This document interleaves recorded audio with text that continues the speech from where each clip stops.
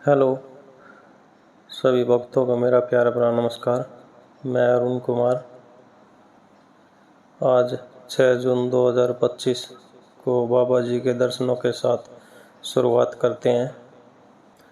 तो दोस्तों, आज से हमने सोचा है कि आप सभी को बाबा जी के पावन दर्शनों के साथ साथ बाबा जी की चमत्कारिक कहानियाँ भी सुनाई जाएं। और इसके साथ ही मंगलवार और शनिवार को 21 हनुमान चालीसा का जाप सुनाया जाए, जो कि हमारे द्वारा नीम करौली बाबा जी के मंदिर में पढ़कर रिकॉर्ड किया गया है। आप सभी भक्तों से निवेदन है कि हमारे चैनल से जुड़े रहें और वीडियो अच्छा लगे तो लाइक, कमेंट और शेयर ज़रूर करें और साथ में चैनल को सब्सक्राइब ज़रूर कर लीजिए। चलो आइए देरी ना करते हुए कहानी की शुरुआत करते हैं।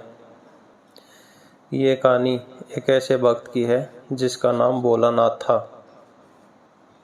ये घटना साल 1961 के आसपास की उत्तर प्रदेश के एक गांव की है, जहां पर बाबा कुछ दिन के लिए अस्थायी रूप से रुके हुए थे। आप सभी ने नीम करौली बाबा की ट्रेन की घटना को तो सुना ही होगा। क्या आपने इस ट्रेन वाली घटना को भी सुना है? कमेंट सेक्शन में ज़रूर बताएं। चलिए कहानी की शुरुआत करते हैं जय नीम करौली बाबा जी की। साल 1961 था। उत्तर प्रदेश में एक गांव में बाबा जी कुछ समय के लिए रुके हुए थे। सुबह सुबह का समय था। नीम करौली बाबा जी पीपल के पेड़ के नीचे मौन ध्यान अवस्था में बैठे हुए थे और उनके पास ही उनके कुछ भक्त बैठे हुए थे। कोई मंत्र जाप कर रहा था, कोई बाबा को देख रहा था, कोई बाबा के चमत्कारों की बात कर रहा था। नीम करौली बाबा जी ने अपनी आधे आंखें बंद की हुई थी, जैसे किसी के बारे में गहराई से सोच रहे हो, और अचानक बोले, चलो सब, हमें स्टेशन चलना है, किसी की ट्रेन छूट रही है। बाबा के ऐसे अचानक बोलते ही सब चौंक गए। सब एक दूसरे से बातें करने लगे कि अचानक ऐसा क्या हुआ जो बाबा जी स्टेशन जाने की बात कर रहे हैं और किसकी ट्रेन छूट रही है। लेकिन सब जानते थे कि बाबा जी ऐसे ही कुछ नहीं बोलेंगे, कुछ न कुछ कारण जरूर रहा होगा। तभी उनमें से एक भक्त ने हिम्मत करके बाबा जी से पूछ ही लिया, बाबा जी, हमें स्टेशन क्यों जाना है और आखिर किसकी ट्रेन छूट रही है? तब बाबा बोले, मैंने कहा ना, स्टेशन चलो। बाबा जी की थोड़ी सी तीव्र आवाज़ सुन के सभी भक्त स्टेशन की ओर चल पड़े। बाबा जी आगे आगे चल रहे थे, सभी भक्त पीछे पीछे चल रहे थे। उस समय सड़कें कच्ची थी, धूल मिट्टी उड़ रही थी, गर्मी का समय था, बहुत ज़्यादा गर्मी थी और स्टेशन का रास्ता थोड़ा सा लंबा था। इतनी गर्मी होने के बावजूद भी किसी को भी कोई थकान नहीं थी। बाबा जी पूरे रास्ते मौन ध्यान में चल रहे थे, जैसे किसी के लिए कोई प्रार्थना कर रहे हो। जैसे ही नीम करौली बाबा जी स्टेशन पहुंचे, एक लखनऊ एक्सप्रेस तेज हॉर्न बजाती हुई स्टेशन पर आकर रुकी। कुछ लोग ट्रेन से उतरे, कुछ लोग ट्रेन में चढ़े, लेकिन जिसके लिए नीम करौली बाबा जी स्टेशन पर आए थे, भोलानाथ, अभी तक नहीं आया था। अब ट्रेन धीमे धीमे चलने लगी। नीम करौली बाबा जी ने जोर से आवाज़ दी, ट्रेन को रोको, भोलानाथ अभी नहीं आया है। पर ट्रेन नहीं रुकी। धीमे धीमे ट्रेन हल्की सी रफ्तार पकड़ने लगी।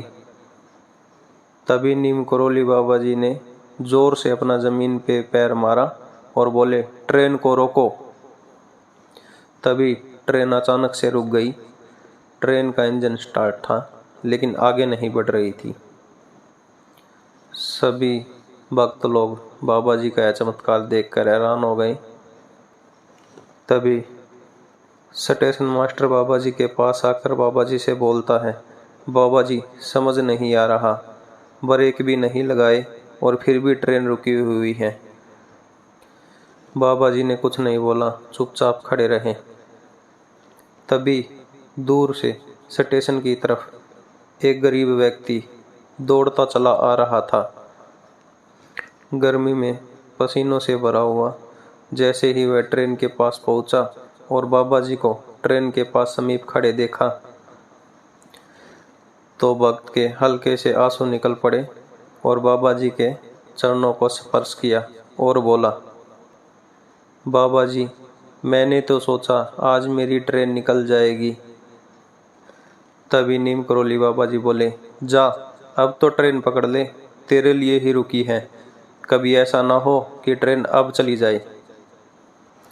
भोलानाथ जल्दी से उठा, बाबा जी के चरण स्पर्श करके जैसे ही ट्रेन के डब्बे में प्रवेश किया वैसे ही ट्रेन धीमे धीमे आगे बढ़ने लगी। सब हैरान थे। बाबा के भक्त एक दूसरे के मुंह को ताक रहे थे। ऐसा चमत्कार देख वो सब सुन रह गए। किसी को भी कुछ समझ नहीं आ रहा था कि ट्रेन कैसे रुक गई और फिर अपने आप कैसे चलने लगी। तब बाबा थोड़े से मुस्कुराए और बोले, जिसका कोई नहीं होता उसका मैं होता हूँ, और जिसने सच्चे मन से मुझे पुकारा तो सिर्फ राम नाम ही उसका मार्ग बनता है। सब राम की लीला है, राम ही सब कुछ करने वाला, राम ही करेगा। जो राम को पुकारेगा राम उसका जरूर भला करेगा। यह कह के बाबा जी फिर से थोड़े मुस्कुरा दिए। तभी सारे भक्त बाबा जी के जोर जोर से जयकारे लगाने लगे। जय श्री राम के जयकारे लगने लगे।